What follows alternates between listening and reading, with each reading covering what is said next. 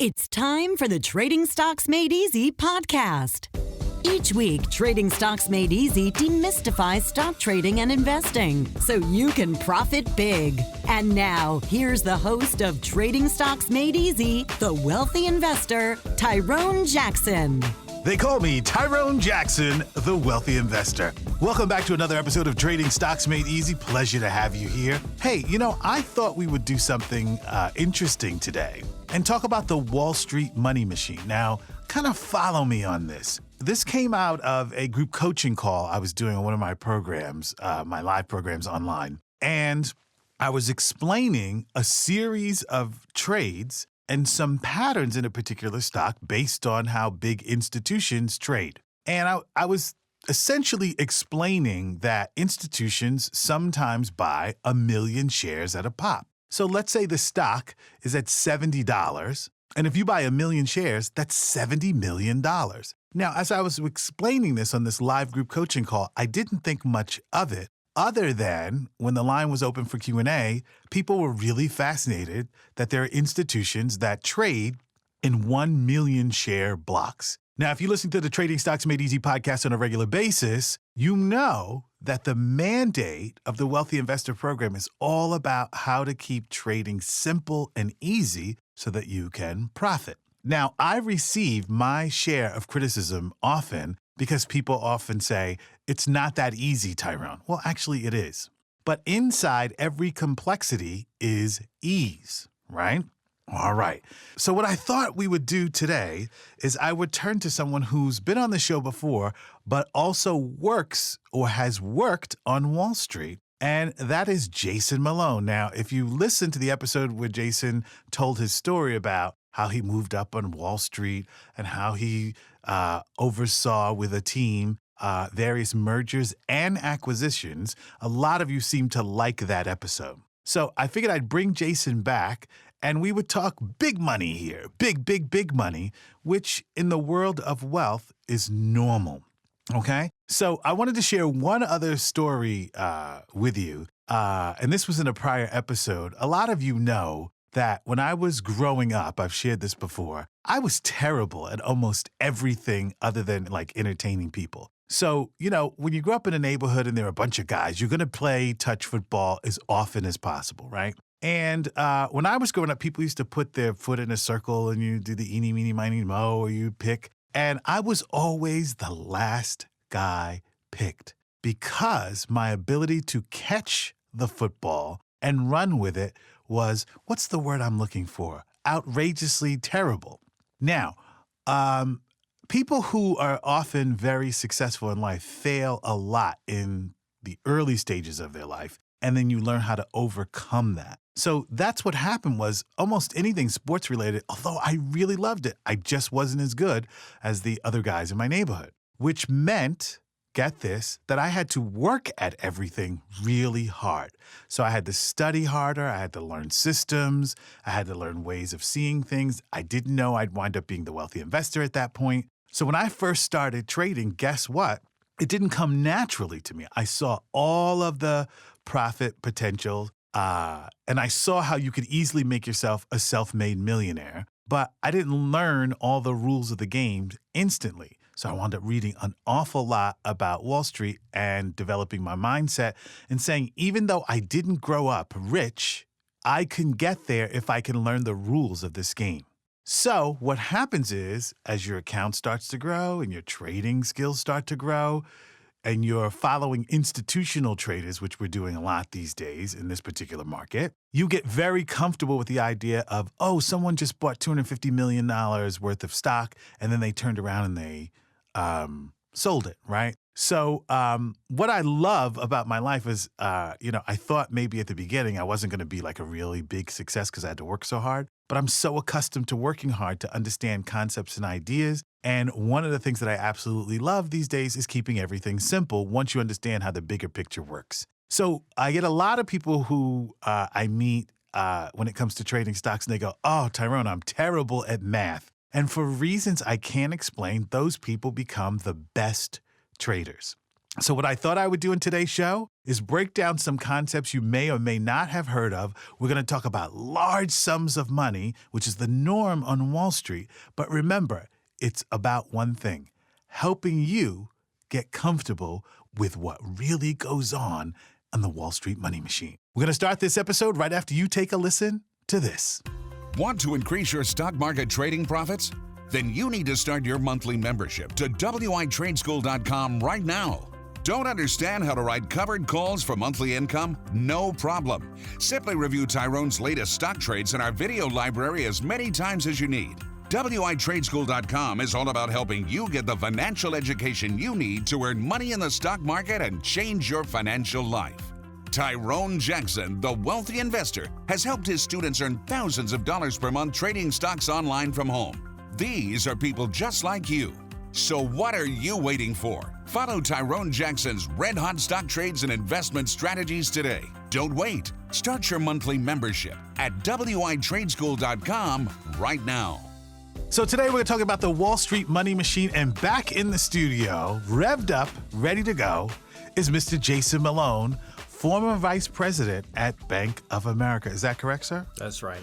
Thank you. Pleasure to have you here. I'm so glad to be here. Thanks for having me back. Yeah, you've been on the show before. You know how this all works. Yeah, I'm excited. The studio's still beautiful, isn't it? It's amazing. Yeah, You've done a good job. Well, thank you. We do what we can here. And it also smells really nice. Good job on that as well. And today it smells like wealth. Can you smell all the wealth? It's permeating through the building. All right. So do me a favor, just so the audience can reacquaint themselves with you. Last time you were here, you talked about how you worked, you went to college, you learned about Wall Street, you became one of several vice presidents at the Bank of America, and you were in charge of mergers and acquisitions. Your team was assigned to that, right? Yeah, that was one of the groups that I worked in while I was at Bank of America Merrill Lynch. I also worked in a few other groups, namely asset management, which is focused on managing the assets of large institutions such as pension funds and endowment funds. And I also worked on a sales trading desk for a period of time, which was my primary function there was serving as a market maker for people that were placing trades on the live market. Okay, very good. Now, I'm going to take a little bit of a detour. It's going to sound a little weird, but there's a company that's publicly traded. Its ticker symbol is SHOP, and the company's called Shopify, okay? And this stock over the last 5 years, I mean, it's too late to catch it now because it's already above $700 a share. It has been explosive. And what a lot of people don't know about Shopify is it's this kind of like online marketplace that attaches itself to your website, and it allows you in your Shopify store to sell items that are drop shipped from somebody else. So if I want to sell cell phone chargers and all that, I just plug into Shopify. I set the price for the item, and then I make the profit between what I'm paying for the manufacturer and what the end user actually pays. Now, the reason I bring up that stock is because someone had to bring that company public. It was making money, but then there was a team of people that brought that company public to the open market. Most people don't know about it and what it is. I always like to say the float is small. So when the float is small, and the revenue's there, you're going to get extraordinary growth. So that's Shopify, probably financed by a venture capitalist, right? Mm-hmm. Which we're going to talk about in a little bit. But I wanted to kind of educate the audience as to the kind of deals that you worked on, marrying companies together or breaking them apart. On Wall Street, that's called M&A, merger and acquisitions. And we were talking before the show because one of your biggest deals that you worked on was a $50 billion. Was that a merger or an acquisition? It was a merger. Okay. Yeah, it was a merger in the healthcare space. Okay. And we won't mention any names because nobody wants to get in trouble for mentioning names. But maybe that was your largest deal, but you constantly saw deals 20 million, 30 million, 200 million, 300, 400 million, right? That's right. Those numbers became kind of regular chit chat. The crazy part is though that those numbers you threw out, those are considered deals on the smaller side. Okay. When you're talking about deals that come through the major investment banks, most of the large deals, by the time they get to the major investment banks, they're in the nine figures. So $200-300 million deal, crazy to say it, but it's on the smaller side of some of the deals that I worked on and other people work on at the major investment banks. Okay. But that said, you have what they call mid-major and boutique investment banks that do deals of that size and smaller all day long. So I just wanted to clarify that there's tons of mergers and acquisitions that are happening at the micro level. It's just that at the major investment banks, just because of the size and scale and their ability to handle the type of transaction volume, those deals tend to be on the much larger side. Okay. Now, what's interesting is I own several businesses, and actually right before this taping, I was working with my bookkeeper. Because this is the day that the bookkeeper comes in, we do all the numbers and all that. And I slipped up and I said something about $400,000. That wasn't the number we were dealing with. And I was like, oh, no, I think we were talking about a $4,000 something. But what happens is when you get really good on Wall Street and you're trading, like small numbers don't really have a place in your consciousness because you're accustomed to reading about large numbers, right? That's right. And it's so funny because when I talk to you, you have been impacted the same way that I've been impacted, where you tend to think of things in very large terms. So let's talk about mergers and acquisitions. And I understand that there are two things. A merger is when two companies are coming together to become one. So when you were working on deals like that, what were you doing? So at the time as an associate, typically, then working your way up to a VP, your primary function is pricing the deal, and that process of pricing comes from the evaluation of the business, soup to nuts, all of the components of the business, all the components of the cash flow, debt that they have, contractual relationships, receivables that the business is owed, all of the components that you would think about a business if you were to look at an income statement or a balance sheet. And then you make an assessment based off of forecasting, kind of where you think the market can go. And then this is, I guess, what they would pay the bankers for is you do what they call an accretion dilution analysis. And so it sounds crazy, but essentially, to simplify it, basically all that means is you try to place a value on what will be created from those two companies coming together. So the idea of doing a merger or an acquisition is the whole purpose of putting two companies together is the hope that more value will be created. And that accretion dilution analysis is part of that assessment. So if we have company A and we have company B, the idea is that 1 + 1 shouldn't equal 2, it should equal 3, because you're creating more value than previously existed because you're bringing two components together. And so that's part of the whole analysis that we do. But just fully simplify it, it's you're pricing the deal, and you're ultimately coming up with what is going to be the purchase price of that deal, and how the shareholders and if there are stockholders, how they'll be treated in the process of that transaction. Okay. So let's say company A. Let's just move away from the merger and acquisition for a moment. And I'll say there's a whole lot of spreadsheets. Yes, I bet. Because you were explaining to me once, like, evaluation. So if a company has $500 million in top-line revenue, and it's a tech company, the valuation of that company would be 10 to 15 times that top-line revenue? That's one way to do the evaluation, but yeah, it's what they call, you do a discounted cash flow analysis, and you look at the current cash flow of that company, and you place a value on that cash flow over a span of 10 years. That's a typical time frame.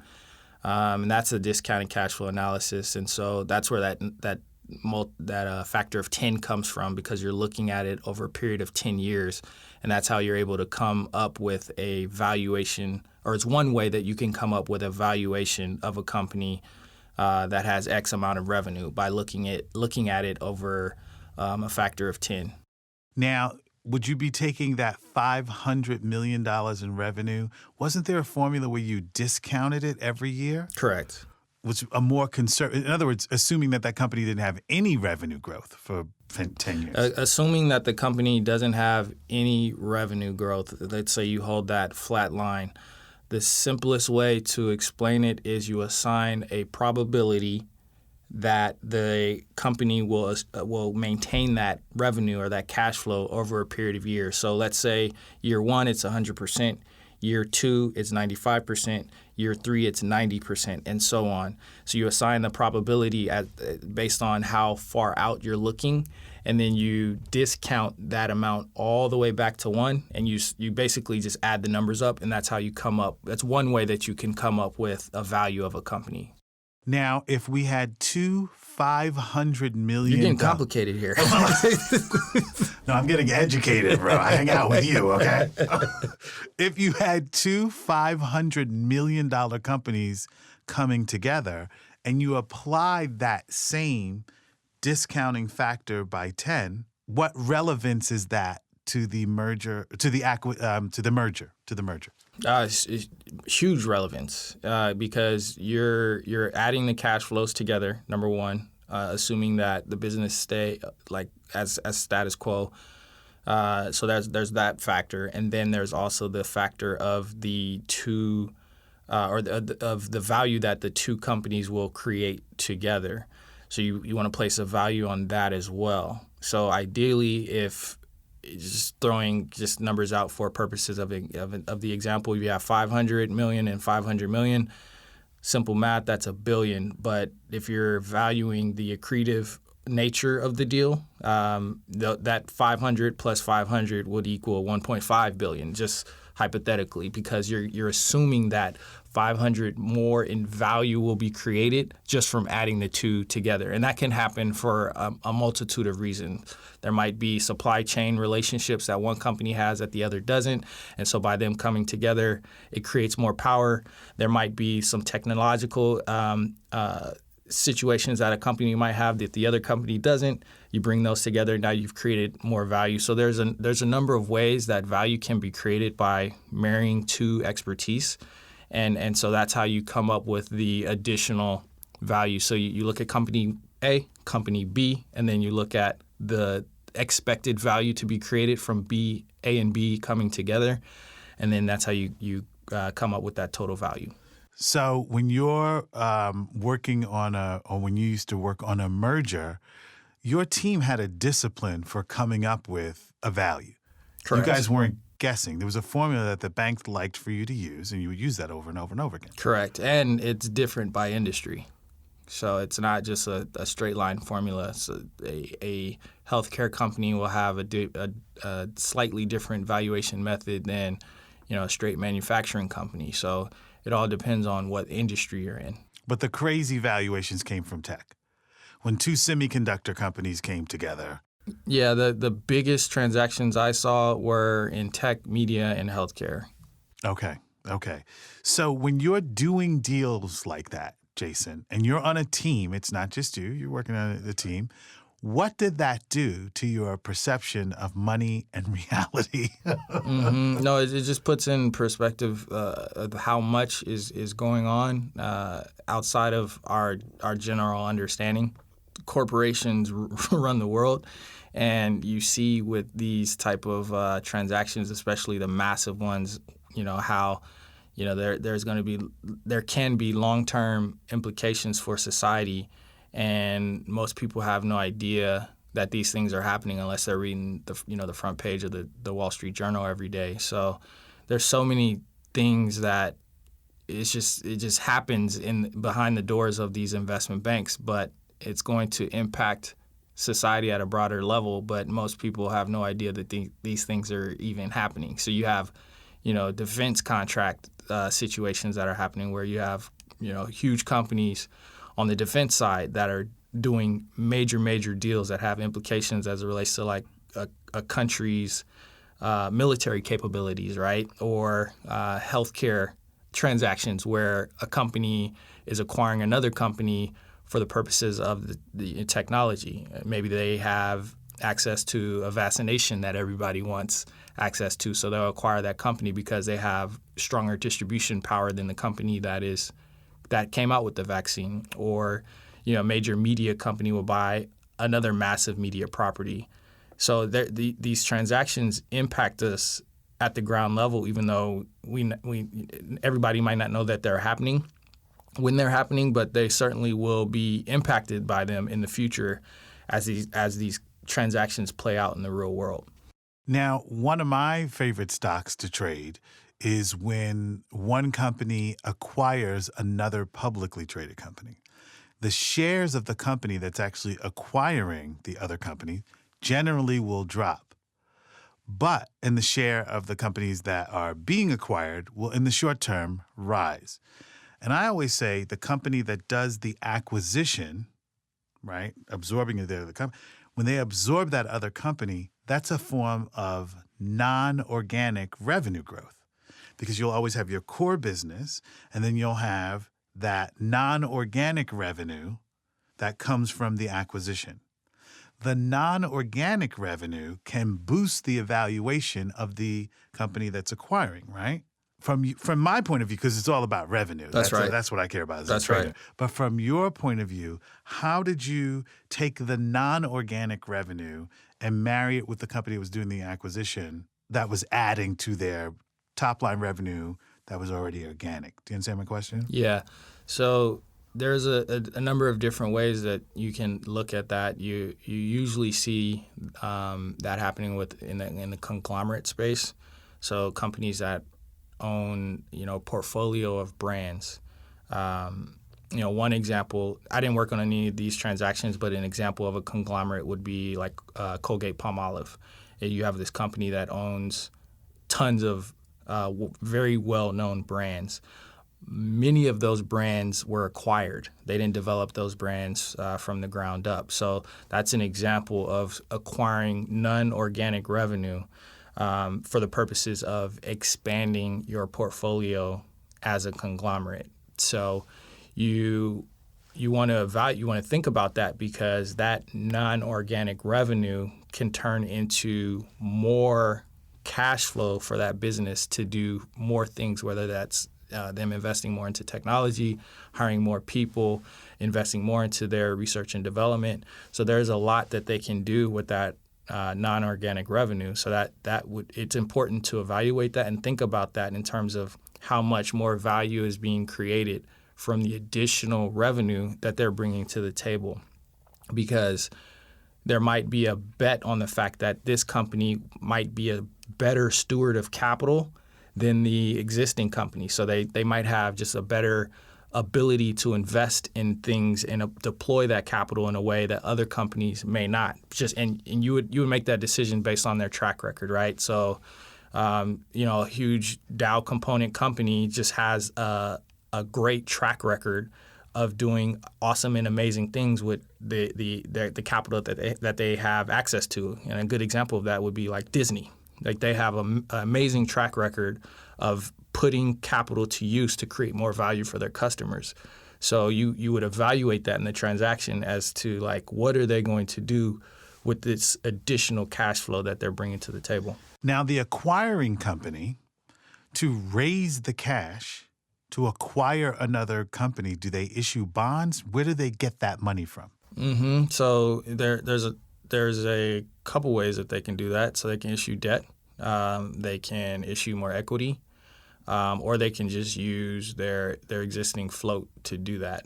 And when if they were to go the path of using their existing float, that might be one reason why their stock position might go down, because essentially they're decreasing their cash base. So that's one way. The second reason why their stock price might go down is because if they issue debt, they're essentially taking on more debt. So technically that company is becoming a little bit more risky. So investors might sell off because their debt ratio has increased, and some investors have thresholds at which their debt rate, like if a company goes above a certain debt ratio, they can't hold that position anymore. So that might be a reason why there's a sell-off in their stock position. But there's a number of ways that they can raise the capital to make the acquisition. Or if they're a company like we all know Google, or Apple, it's just huge wallet. Yeah, well, their cash huge reserves. coffers. So their cash reserves are just out of this world. So they're just sitting there waiting for the right opportunity. So they don't have to do anything. They just go to the bank and pull it out and make the acquisition. So there's a number of ways, and it all depends on like the industry, because some industries are more levered than others. Like manufacturing is typically a highly levered industry, whereas the software space has less leverage. So it just depends on the industry. Okay. So this is the thing that has always fascinated me, especially in the case of an acquisition. Company A, the bigger company, acquires Company B. Then they will sell off a division of Company B for a cash profit, which could then pay off the debt that Company A acquired. Yeah. That's a little bit more of a leverage buyout, right? Yeah. That's an example of a leverage buyout. Companies, again, there's a number of different strategic ways that a company can make an acquisition, and this is typically why they hire an investment bank, because they want to come to the guys that are used to doing these types of transactions. Guys like myself, when I was doing it, we had seen so many transactions, so we could get creative with the financing. And so a company that is hiring an investment bank, they're looking for a level of expertise so that they can be as creative as possible, generally as favorable to the shareholders as they can, and lastly, trying to figure out how they can also put, because they're all capitalists, so how can they put money in their pocket at the same time with doing these types of transactions? So they hire an investment bank to come up with as many creative financing solutions as possible based on the circumstances of their deal, to make it equitable for everybody involved. Now, I did an episode a while back called Hand in a Cookie Jar, because in the middle of these mergers and acquisitions, there is something called fees. And a lot of people quietly get super wealthy from these fees, right? And what's amazing, and I understand the world that you come from, at least academically, right? It's the same people collecting the same fees. So if your investment bank is involved in 4 to 40 different acquisitions, and you're not doing anything but I shouldn't say you're not doing anything, but you're handling these transactions, you're talking about hundreds of millions of dollars in fees. That's correct. Why is it the public doesn't know about this, in your view? That's a good question. There are, even outside of banking, there are a lot of middlemen making a lot of money. So, to super overly simplify it, investment banks are middlemen. Technically, some of these institutions that are doing these transactions, they could do them themselves, but they're like, I don't want to deal with all the headaches of doing that, so we'll hire an investment bank to outsource that whole process. We'll hire the finance experts to do it. Now, you have some companies that are they have made so many acquisitions that they build basically an in-house team of investment bankers. So a company like Amgen, well-known company, they have done so many transactions that they have built an army of investment bankers so that they can just continue to do those transactions in-house. And they might hire an investment banker to do basic stuff like a issuance or things that they don't want to bother themselves with, but a lot of the heavy lifting of the transaction, they do it in-house. So, there's just a number of reasons as with any industry, like you have middlemen and investment banks have figured out how to carve out a very beautiful niche in the space as serving as a conduit to businesses and the market, and they get paid handsomely for that. Yes, they do. But a lot of people aren't aware because most of the fees aren't published as to like what they paid for the transaction to happen. So it kind of goes under the radar, but 6% on $1 billion transaction, that's You could live off that. big, And if you're doing 50 to 60 of them a year, Right. there you go. And so this is the thing that fascinates me about Wall Street. It's really a lot of the same people becoming extraordinarily wealthy over and over and over. Now, in Hollywood, you see these movie stars who are making $7 million a movie, $15 million a movie. I don't want to name names, but there's some people who do make $35 million a movie, right? But on Wall Street, $35 million, that's that's lunch money. Yeah, there are some bankers that make that in their bonus. Yes. So, there's a lot of money that's being made. And it's just because it stems from the sheer size of a lot of these transactions. Now, the other thing that's interesting is you worked on a trading desk at one point, right? And so you were trading the bank's money, the insurance company's money. Whose money were you trading? We were trading on so Merrill Lynch at the time, before they got acquired by Bank of America, they have a massive team of financial advisors, and the financial advisors are they're just that to the retail investors. Basically people that are investing their personal capital into the market, but some of these people are super wealthy. And so my function was to help these financial advisors that were trading on the behalf of their high net worth clients to help them execute trades on the open market, because those retail investors can't just execute a trade on an open market like a decent sized block trade. And they wanted to make sure that they got the best price and they weren't subjecting themselves to fees of some of these, online brokerage accounts. And so the average size of some of the transactions that you were involved with were what? For that particular team, we were doing block trades between the minimum was $250,000, but it was usually between 1 to 50 million size orders that we would $50 million or $50 million. Okay. Now, this is what I'm really fascinated by, because I've heard all these theories. When you're trading with and you're buying 5 million shares or you're buying $50 million, where's this liquidity, right? So if I'm going to go and buy 20 million shares of Microsoft, there has to be someone in the marketplace to buy that. Who guarantees that there's a buyer and a seller? The investment banks. The investment banks serve as market makers, so they're in a way playing on both sides of the trade as a market maker by facilitating the sale between the buyer and the seller. Okay. Now, I've also heard all these theories, and I don't care what you do for a living. There are all these sophisticated conspiracy theories that if you have too many big block trades in the day, you could be identified on someone's radar as a buyer and a seller. So some people go, oh, look, that investment bank is buying 25 million shares. So they tend not to buy in the middle of the day, or they break their trades up into 4 different acquisitions. Have you found that to be true?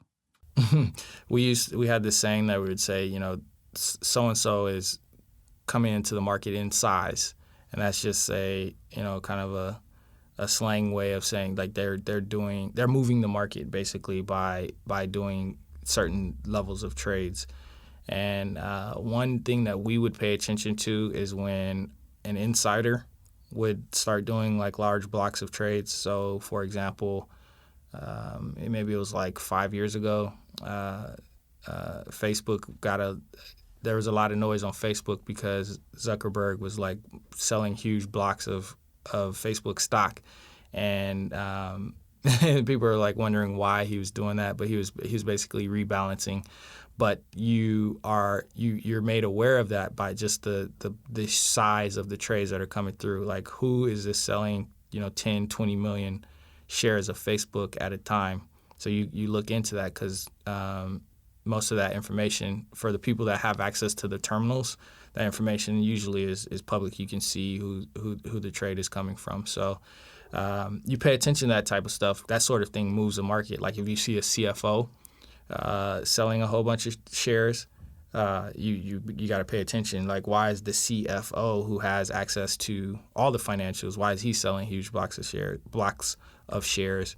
And a lot of times when they're doing that, they can't just wake up in the morning and do that. They have to notify the powers that be that they're going to be doing that, especially if they're a C-suite type employee, like a CFO, has to notify the authorities that they're going to be selling huge blocks. They should notify the authorities that they're going to be selling huge blocks of shares, just to not alarm anybody in the marketplace that something is going to be happening, because that's typically what.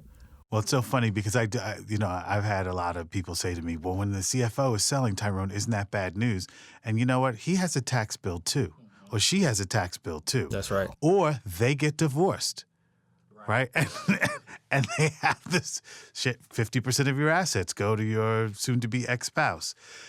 How do you respond to the notion that I've even heard that some people or some corporations will set up a shell corporation to buy or sell shares in an existing holding? In other words, they don't want the transparency of like, look, everybody, our company is selling all their shares. They transfer their shares to a shell company. That company is doing the buying and selling, so you can't always trace it to the parent company. Have you found any truth in that? You gotta be careful with that. But I'm sure I personally didn't work on any transactions that dealt in that manner. I've heard of that. But you got to be careful with that, especially if you're an insider, because that signals that you might be trying to hide something. And, that's one of the, it's great to go public as an entrepreneur, because you basically have crossed the finish line. But the downside to that, when you go public and you're an insider, you're giving a lot of people access to your financials. And so that transparency is expected. So when you start doing things to diminish that transparency, that can raise some red flags. So you just have to be careful with that. All right. And the final topic I want to talk about today is VC funding, which really could be its own show. So at the top of the show, I really talked about Shopify. High likelihood there's some venture capital in there to get them to become a publicly traded company. So you and I own a company. We make $100 million in gross revenue, but we want to become a $20 billion company. We're going to need some investment capital from someplace to pay for TV commercials, staffing, greater infrastructure costs, so on and so forth. So we're going to take someone else's money to fund our company and to take us public, and that's likely going to be a venture capitalist. That's right. Okay. Did you ever work with VCs, or I'm sure you saw a lot of money when VCs were involved in certain transactions, right? Yes. So part of my background, I worked at a venture capital firm, a small one in Chicago, and the venture capital firms are part of the I'll just call them, they're part of the Wall Street supply chain. They are the accelerators or the fuel to help a lot of these companies get to a point where they can go public.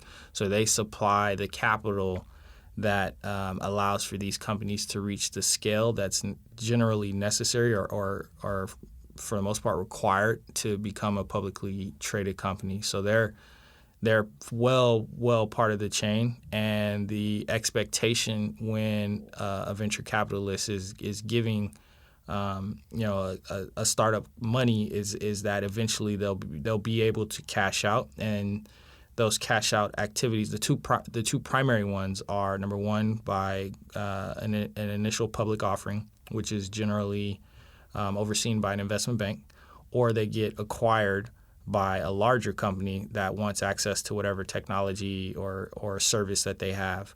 So the venture capitalist is giving a company money with the idea that they're going to have some level of exit vis-a-vis IPO or an acquisition in the future. And that VC can name the price before the company goes public.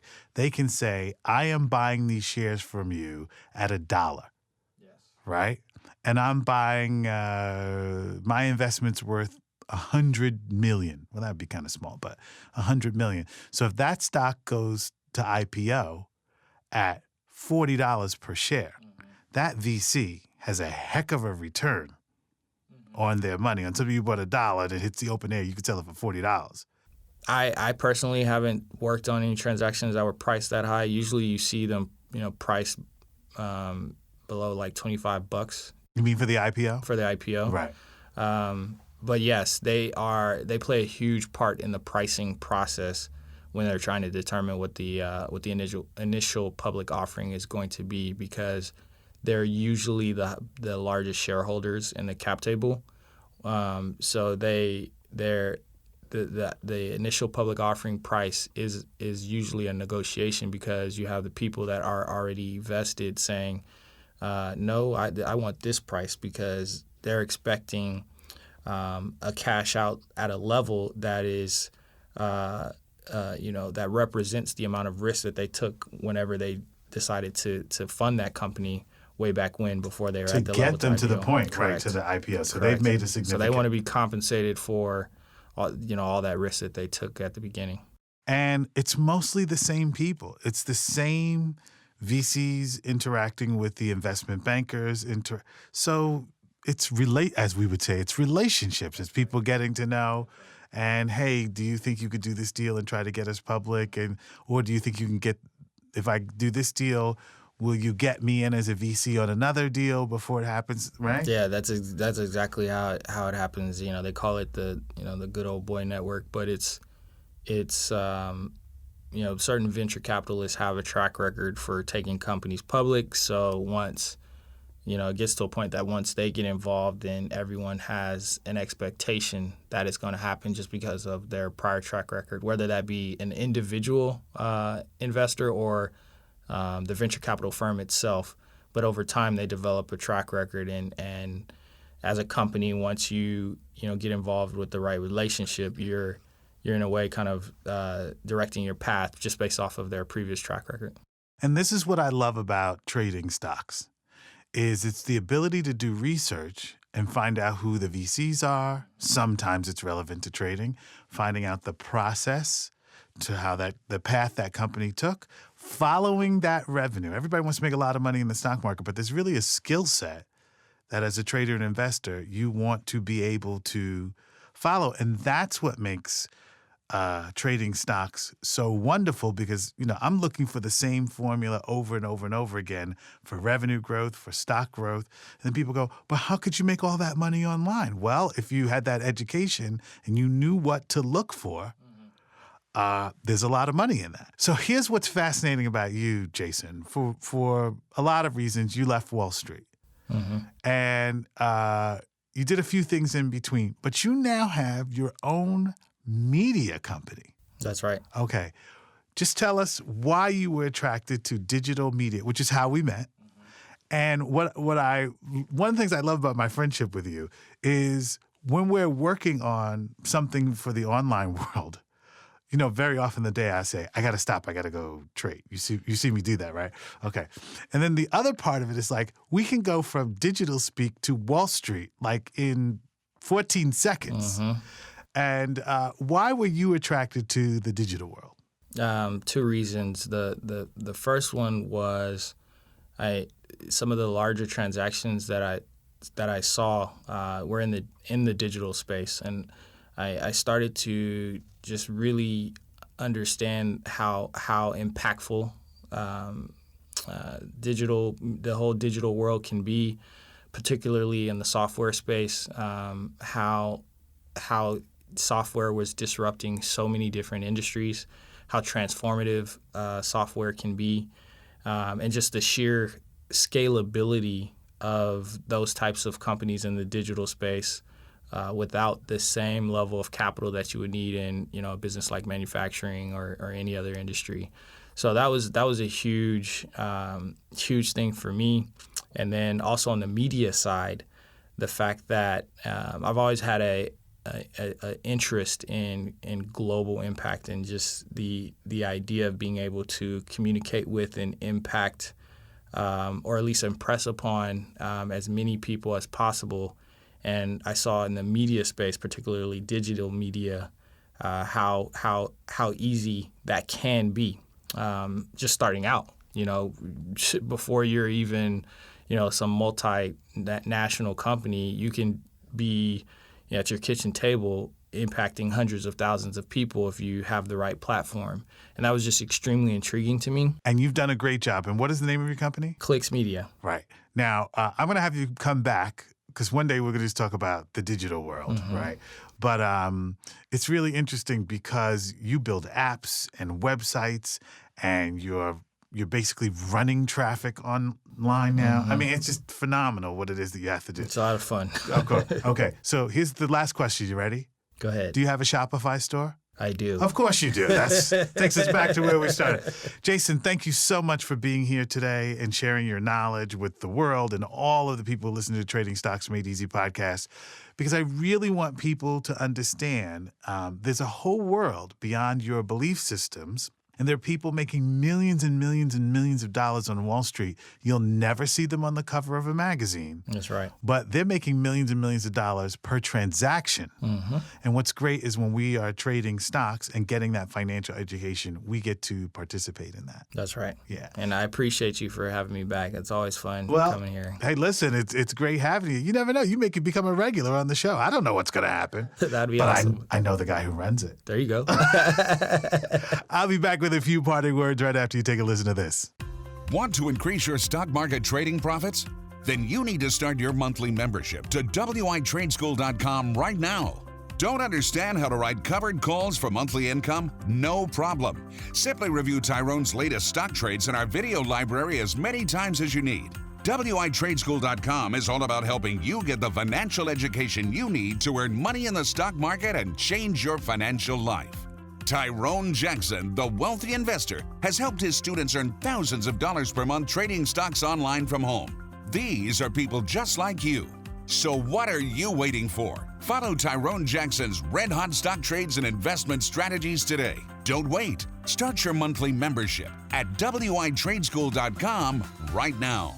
And welcome back. Hey, listen, this show is all about getting a financial education, changing your beliefs, and getting exposure to the world of Wall Street. So when you hear me talk about on this podcast in the future, transactions where there are 10 million shares, 15 million shares, 20 million shares at play on one transaction, you'll now know why.